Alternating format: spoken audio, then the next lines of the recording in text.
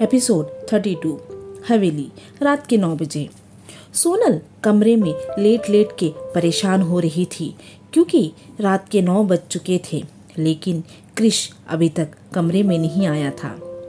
वो परेशान होते हुए ही अपने मन में बोली, ये कहाँ चले गए हैं? अभी तक आए क्यों नहीं? क्या उन्हें नहीं पता कि मेरी डिनर का टाइम हो रहा है और इसके बाद मुझे मेडिसिन भी लेनी है? लेकिन उन्हें तो मेरी कोई फिक्र ही नहीं है। और सोनल तो उसके बारे में इतना क्यों सोच रही है? छोड़ उसे, कहीं तुझे उससे प्यार तो नहीं हो गया है? अरे नहीं, उस फटीचर से मुझे कभी भी प्यार नहीं हो सकता। तो तू इतना परेशान क्यों है? सोनल अपने मन में ही बड़बड़ा रही थी।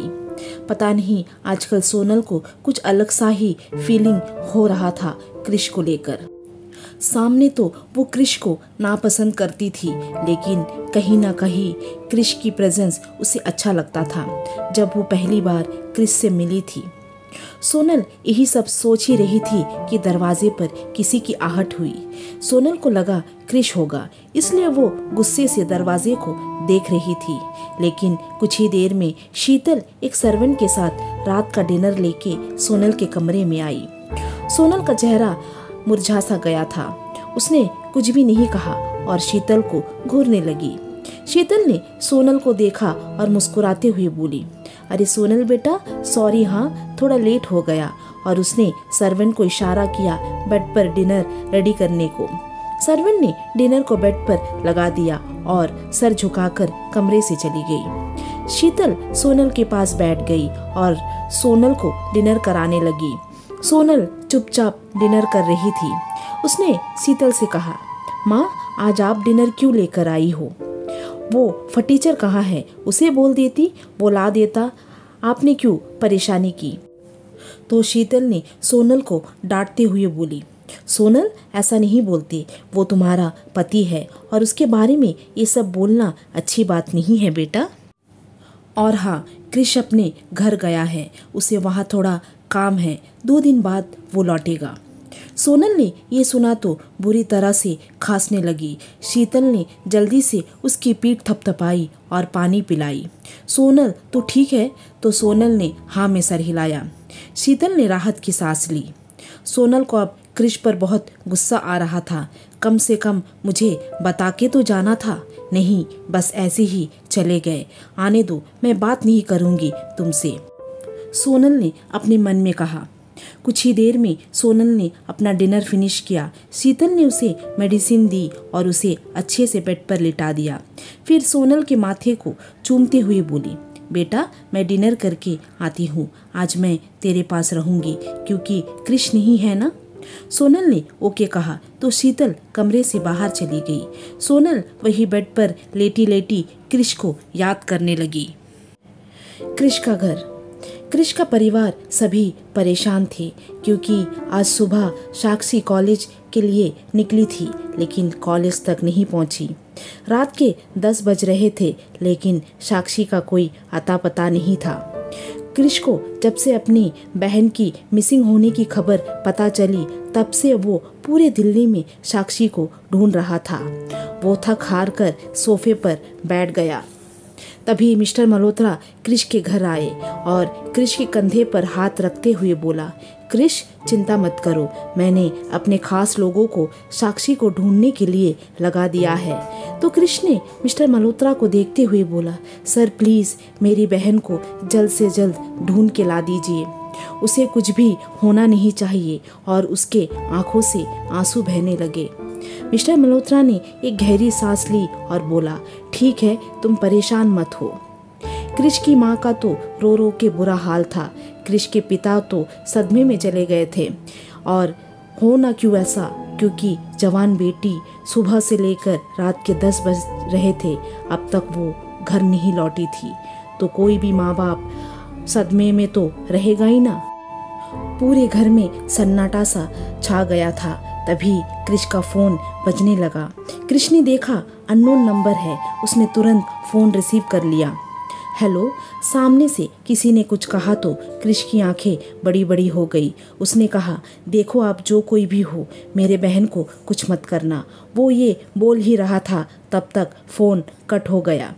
क्रिश सामने से चिल्लाया, हेलो हेलो, आप सुन रहे हो? लेकिन फ़ोन तो कट हो गया था।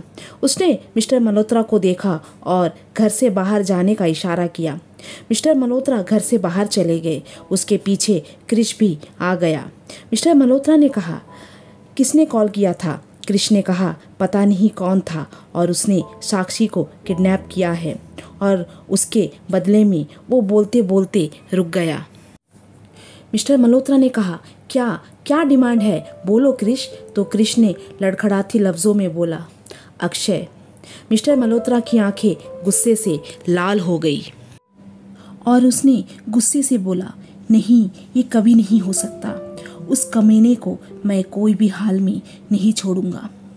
क्रिश मिस्टर मल्होत्रा के कदमों के पास बैठ गया और उसके पैर को पकड़ते हुए बोला, सर प्लीज़ मेरी बहन को बचा लीजिए। वो जवान है, अगर उसके साथ कुछ भी ऊंच नीच हो गई तो मम्मी पापा जीते जी मर जाएंगे। प्लीज़ सर, मेरी बात मान लीजिए। मिस्टर मल्होत्रा को अब कुछ समझ में नहीं आ रहा था वो क्या करे। अक्षय को वो नहीं जाने दे सकता था, लेकिन एक मासूम लड़की की जिंदगी अब दांव पर लगी थी। उन्होंने एक गहरी सांस ली और क्रिश को उठाते हुए बोला, ओके ओके, तुम चिंता मत करो, मैं उस अक्षय को छोड़ दूंगा। तुम उस नंबर पर दोबारा कॉल करके बता दो। तो क्रिश ने राहत की सांस ली और बोला, सर वो खुद से फ़ोन करेंगे बोले और पता ठिकाना तब बताएंगे। तो मिस्टर मल्होत्रा ने ओके कहा और क्रिश के घर के अंदर चला गया। क्रिश भी उनके पीछे पीछे अंदर आ गया। क्रिश को देखते ही शकुंतला देवी दौड़ी क्रिश के पास आई और बोली, बेटा कुछ पता चला साक्षी कहाँ पर है? तो क्रिश ने अपनी माँ के आंसू पोंछते हुए बोला, माँ पता चल गया है, आप टेंशन मत लो, साक्षी बहुत जल्द घर वापस आ जाएगी। शकुंतला देवी ने कहा, सच में बेटा? तो तू जा जल्दी जाकर उसे ले आ, पता नहीं सुबह से वो किस हाल में होगी। और वो क्रिश को देखने लगी। आखिर वो एक माँ थी, अपने बच्चे की फिक्र तो होगी ना। क्रिश ने अपनी माँ को सोफे पर बैठाया और उन्हें रिलैक्स करते हुए बोला, माँ बस कुछ ही देर, उसके बाद साक्षी आपके सामने होगी। शकुंतला देवी इस बार कुछ नहीं बोली, चुपचाप सोफे पर बैठ गई। तभी क्रिश का फ़ोन दोबारा बजने लगा। क्रिश ने देखा वही अननोन नंबर है। उसने तुरंत फ़ोन रिसीव कर लिया। उसने हड़बड़ाते हुए हेलो कहा तो सामने से किसी की भारी आवाज़ आई। तब तक मिस्टर मल्होत्रा भी उसके पास आ गए। उस किडनैपर ने कहा, आज रात 12 बजे जूलॉजिकल पार्क के वहाँ अक्षय को एम्बुलेंस पर ले आना और उसकी सारी मेडिसिन और रिपोर्ट्स सब उस एम्बुलेंस में होनी चाहिए। और एक बात, और कोई होशियारी नहीं तो तेरी बहन कहीं मुंह दिखाने की लायक नहीं रहेगी। और उसने फ़ोन कट कर दिया। मिस्टर मल्होत्रा ने कहा, क्या बोला उस किडनैपर ने? तो क्रिश ने जो किडनैपर ने कहा वो सब बोल दिया। तो मिस्टर मल्होत्रा ने अपनी घड़ी देखी जिसमें रात के 11 बज रहे थे। मिस्टर मल्होत्रा ने क्रिश को देखते हुए बोला, क्रिश हमारे पास टाइम नहीं है, जल्दी चलो। क्रिश और मिस्टर मल्होत्रा कार में बैठकर हॉस्पिटल के लिए निकल गए। मिस्टर मल्होत्रा ने पहले से रोहित को सारा इंतजाम करने बोल दिया था। करीब 20 मिनट में क्रिश और मिस्टर मल्होत्रा हॉस्पिटल पहुंच गए।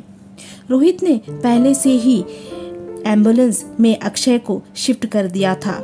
मिस्टर मल्होत्रा ने रोहित से कहा, ओके, तुम लोग किसी को आने की ज़रूरत नहीं है, मैं और क्रिश वहां जाएंगे और सिर्फ एम्बुलेंस का ड्राइवर रहेगा।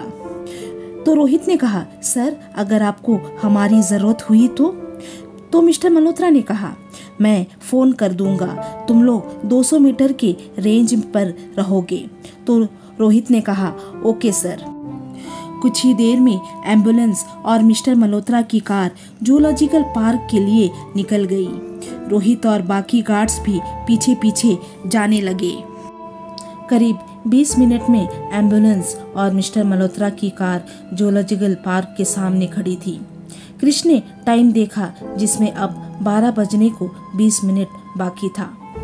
मिस्टर मल्होत्रा ने कहा 20 मिनट बाकी है और उन लोग किडनैपर का फोन आने का इंतजार करने लगे। 20 मिनट बाद 12 बज चुके थे, लेकिन किडनैपर का कोई फोन अभी तक नहीं आया। क्रिश परेशान हो गया और अपने मन में बोला, वो फोन क्यों नहीं कर रहा। तभी क्रिश का फोन बजने लगा। उसने तुरंत कॉल रिसीव कर लिया और बोला, मैं अक्षय को लेके आ गया हूँ, मेरी बहन को वापस भेजो। तो सामने से किडनैपर ने कहा, वेल तुम बहुत जल्दी आ गए, गुड। अब एक काम करो, एम्बुलेंस को वहाँ छोड़ो और तुम वहाँ से चले जाओ। तो इस बार क्रिश को गुस्सा आ गया और वो गुस्से से चिल्लाते हुए बोला, मेरी बहन कहाँ है, बोल, नहीं तो मैं। किडनैपर ने एक शैतानी हंसी हंसते हुए बोला, वो मिस्टर खिलाड़ी, चुपचाप जो बोल रहा हूँ वो कर, वरना तेरी बहन अब गई काम से। इस बार क्रिश थोड़ा घबरा गया, क्योंकि उसकी बहन उस किडनैपर के पास था। उसने नॉर्मल वे में बोला, प्लीज़ मेरी बहन को कुछ मत करना, तुमने अक्षय को लाने कहा था तो मैं ले आया, अब मेरी बहन को छोड़ दो। तो किडनैपर ने कहा, ओ सुन मिस्टर खिलाड़ी, एम्बुलेंस वहाँ छोड़ और अपने घर लौट जा, तेरी बहन 30 मिनट में घर पर होगी, अब चुपचाप चला जा। और उसने फ़ोन कट कर दिया। क्रिश अब अपना सर पकड़कर गाड़ी में बैठ गया। उसे कुछ भी समझ में नहीं आ रहा था, आखिर हो क्या रहा है।